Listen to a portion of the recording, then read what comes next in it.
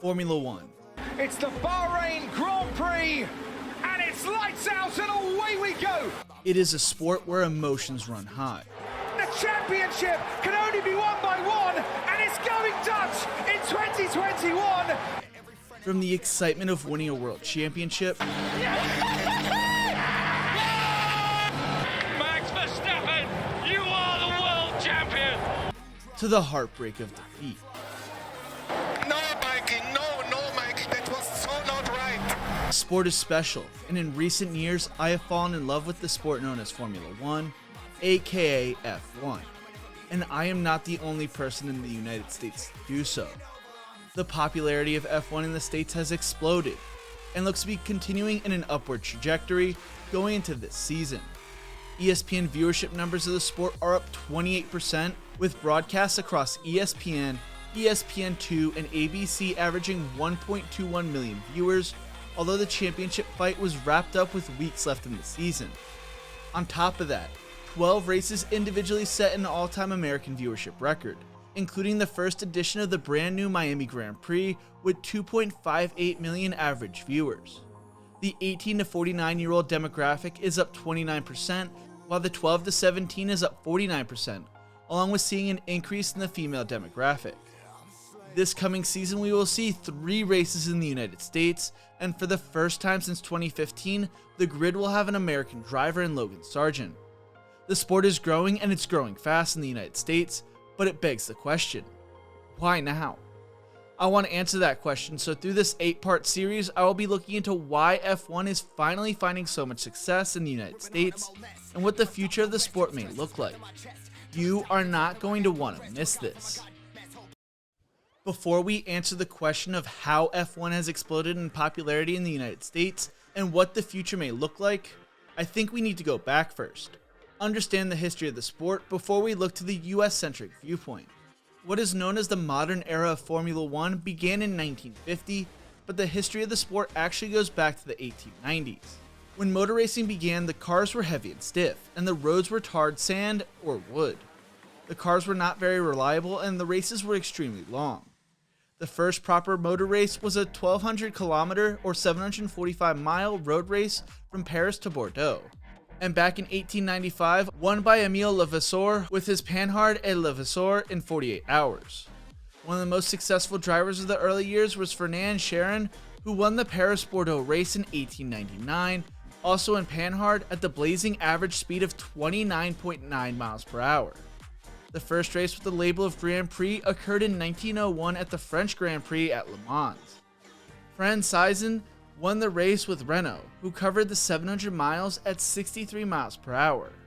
The 1906 Grand Prix de l'Automobile Club de France, commonly known as the 1906 French Grand Prix, was organized and pushed by the French automobile industry as an alternative to the Gordon Bennett races, which limited each competing country's number of entries regardless of size of its industry.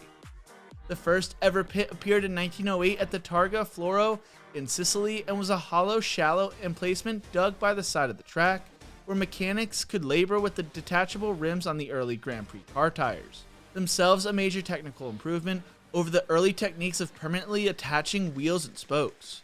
The first wheels and tires were not what they would become. At the time, cars were too heavy and fast for the tires, with Christian Lauterschankler's winning Mercedes shredding 10 tires in the 1908 Grand Prix at Dieppe. In 1914, Daimler-Benz and his 4.5-liter Mercedes dominated the French Grand Prix at Lyons, taking the first 3 places and introducing control of drivers by signaling from the pits. Racing would be halted during World War I, and many drivers moved to the US to compete in the Indianapolis 500. Enzo Ferrari finished second in the 1920 Votorete race at Le Mans, which was the first international road race in France in 6 years. In 1921, the first and only Grand Prix victory by an American-built car by Jimmy Murphy occurred at the French Grand Prix at Le Mans. Bugatti won the French and Spanish Grand Prix in 1929, the same year that Scuderia Ferrari was founded to race, Alfa Romeo's P2s. Bugatti also won the Monaco, French, and Belgian Grand Prix in 1930, while Fiat became the first manufacturer to introduce the superchargers for the first time since 1923. 1931 saw the formation of the International Grand Prix, that would go on to become the European Automobile Championship. The original regulation stipulated 10-hour races in France, Belgium, Italy, and Spain, with 2 drivers for each car due to the duration of the races. All cars without restrictions on weight or engine capacity, hence known as Formula Libre, could participate. The winner would be the driver pairing who in the 10-hour period covered the longest distance. The Great Depression led to the lack of interest in the Grand Prix racing, and the balance of power began to shift from Italy to Germany in the racing industry. Auto Union, now known as Audi, and Mercedes-Benz introduced aerodynamics into Grand Prix car designs and ran exotic secret fuel brews. Motor racing after World War II initiated a new formula, which was originally known as Formula A, but soon changed to Formula One. Race distances were reduced from 500 kilometers or 311 miles down to 300 kilometers or 186 miles. The FIA announced plans for a world championship as well. Juan Manuel Fangio won the Paul Grand Prix, the first contest to be labeled as an international Formula One race, in a Maserati. Only 7 of the 20 or so Formula One races that season counted towards the driver's title, but the championship was up and running. The early years of F1 witnessed revolutionary changes in racing technology. In an era in which drivers competed for sport, not money, and routinely perished in sometimes horrific crashes. The names from these days, Ascari, Fangio, and Moss, to list a few, live on today as Grand Prix legends. Fangio dominated the Drivers' Championship in the early years, winning 5 titles before retiring at the end of the 50s. From 1958 through the 60s, the color of Formula One was surely British racing green, as teams Cooper, BMR, Brabham, and Lotus, with drivers like Jimmy Clark, Jackie Stewart, Graham Hill, Denny Hulme, and Sir Jack Brabham, scored 12 world titles, beginning an era of British F1 engineering excellence that continued to today. Cooper recognized that reduced fuel consumption in shorter races inevitably gave an advantage to lighter cars, driving a Works Cooper along with Brabham to second place in the 1960 World Championship was young New Zealander Bruce McLaren, whose real fame, like Enzo Ferrari, came later as a team owner. Every F1 world champion since has been sitting in front of their engines. Clark broke the immortal Fangio record for Grand Prix victories in the opening round of the 1968 season at Kyalami in January, where the first sponsored livery F1 car was unveiled by Chapman. But unfortunately, Clark would die a few months later at Hockenheim in a relatively inconsequential F2 race after veering off into the trees in the wet on April 7th. One of the more significant developments in Formula One history occurred before Jim Clark's death in 1967, when Ford partnered with Team Lotus to develop the fabled Cosworth F1 engine, an engine that would go on to dominate for 2 decades. Formula One technology developed at a furious pace in the 1970s and early 1980s, as F1 designers mastered the art of making airflow work to produce downforce. But the price was the death of Jochen Rindt and the end of the classic Nürburgring after Niki Lauda's horrific flaming 1976 accident. The period saw a heady mixture of close racing, new and old winners, exciting cars, and amazing access sports heroism. It was a truly special age. This also saw the innovation around downforce as well.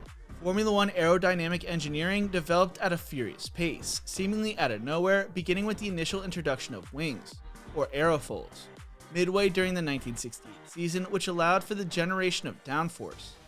Team McLaren won its first F1 title in 1974, and Ferrari returned to dominance. Despite their advances, ground effects had a problem, namely that slight miscalculations in setup would render the ground effect F1 car undrivable and wickedly unstable. Meanwhile, the economics and business of Grand Prix motor racing were also changing rapidly. Bernie Ecclestone rearranged the management of Formula One's commercial rights, turning the sport into a billion-dollar global business. Becoming president of FACA in 1978, Ecclestone persuaded the teams of their worth and the value of negotiation as a coordinated unit. Until then, circuit owners and race promoters controlled many aspects of sport. In 1979, the Fédération Internationale du Sports Automobile, aka FISA, was formed and almost immediately clashed with FACA over revenue and regulations. Matters deteriorated to the degree of FACA boycotting the 1980 Spanish Grand Prix and threatened a breakaway. Tactics often turned on Ecclestone years later. In return, FISA removed its sanctions for Grand Prix racing. An uneasy truce came with the 1981 Concord Agreement, an ultra-secret contract governing allocation of the substantial and increasing revenues from F1, which began worldwide television broadcasting and initiated fees for race promoters that now exceeded a rumored $25 million per race. The relatively brief reign of turbocharged engines in F1 witnessed some of the greatest raw horsepower ever unleashed on the famous circuits, coupled with personal rivalries among champions that continue to affect the sports today. 1978 saw Mario Andretti win the World Driver title, while the 80s saw the likes of Keke Rosberg, Nelson Piquet, Niki Lauda, and Alain Prost dominate the decade. Ayrton Senna and McLaren would go on to dominate the early 90s, and in the early 1990s, active suspension and other driver aids would produce fabulously complex and fast cars, but resulted in an all-too-typical reaction by F1's governing bodies, banning the technology in order to generate safer and supposedly more exciting Grand Prix motor racing. Nigel Mansell and Prost would lead Williams to back-to-back driver titles and were followed by the first two of Michael Schumacher's many world championships. The late 90s saw Williams and McLaren close out the decade the same way they came into it, dominating. In the aftermath of the Ayrton Senna shocking 1994 death at Imola's infamous Tamburello Corner while leading the San Marino Grand Prix, the F1 fraternity was shaken to its core. Once again, new technical regulations were imposed to slow the cars and improve driver safety. The 2000s saw drivers who were extremely talented and well paid. Schumacher won 5 straight titles to start the decade, followed by Fernando Alonso's back-to-back titles in 2005 and 2006. Kimi Räikkönen led Ferrari back to the top again in 2007, and a new young upstart driver named Sir Lewis Hamilton would win McLaren their first title in almost a decade in 2008. Braun, in its lone season as a team, led Jenson Button to his only World Drivers title. The V8 era also saw the rise of Red Bull and Sebastian Vettel, who would go on to win 4 straight Drivers' Championships. The 2014 season marked the start of the hybrid era, which was dominated by Mercedes and mainly Lewis Hamilton, who had won 6 of the 7 Drivers' Championships from 2014 to 2020. As of the end of the 2021 season, 34 Formula 1 drivers have won the World Championship out of the 770 drivers participating in Grand Prix. In March of 2019, F1 would see its popularity explode across the globe with the creation of the documentary series Drive to Survive. Drive to Survive gave fans a behind-the-scenes look into Formula 1 and can be linked to the purchase of F1 by the Liberty Media Corporation. But all that will be covered in tomorrow's video. In part 2, I will be going over Liberty Media's purchase of F1 and the explosion of popularity in the sport due to the controversial Drive to Survive. You are not going to want to miss it. If you enjoyed this video, make sure to check out one of my other videos right here, and make sure to subscribe for more quality content. Thank you so much for watching, and as always, remember to embrace the grind.